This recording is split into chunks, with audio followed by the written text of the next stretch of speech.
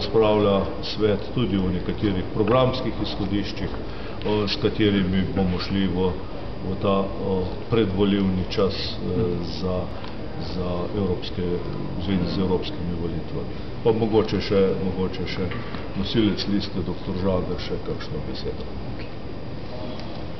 Jaz bi se najprej zahvalil Svete stranke za to podporo, ki je bila zelo visoka. To je na nek način tudi obveza pravzaprav za celotno listo. Zdaj, kar zadeva tudi moje osebne odločitve, je bazirala na tudi temeljitem premisleku, vendar menim, da na podlagi izkušenj, ki sem jih pridobil pri delu kot minister, tudi recimo v času predsedovanja, so nekatera področja, ki so bila v preteklem obdobju, ocenjujemo v tem Evropskem parlamentu, nekoliko manj pokrita. Temu bomo dali poseben poudarek, nazadnje to garantira tudi celotna lista. Na nek način je lista oblikovana tudi tako, da pravzaprav pokrivamo celoten spekter vprašanj, ki so aktualna.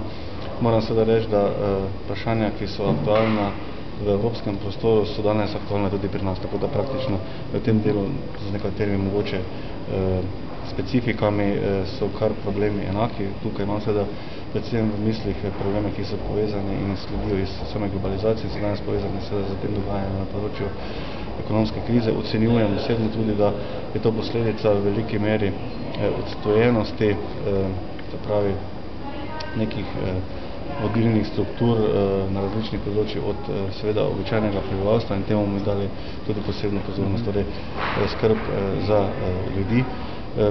Posebna pozornost bo dana seveda tudi ob vseh drugih temah, tudi temam, ki so aktualne in bodo aktualne, pa so že v tem trenutku v Evropskem parlamentu, in mislim, imam seveda sprejemanje tudi novega proračuna.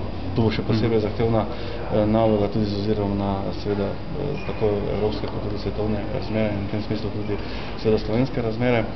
In pa mogoče bi še omenil to, da je potrebno z vidika Slovenije seveda posebno pozornost, čeprav se zavedamo tega, da če bomo izvoljeni, jaz verjamem seveda, da bomo uspeli za kandidaturo, da je potrebno podati ob vseh teh evropskih temah, treba zastopati torej Evropski parlament, vendar je treba dati tudi posebno težo predstavljanja Slovenije v Evropskem parlamentu. To še pa posebej zato, ker seveda primerjalno gledano zaradi velikosti države članstva manj in zato je potrebno v tem smislu biti bolj aktivno in mogoče bi bilo tudi v preteklem obdobju lahko kaj več narejeno na tem področju.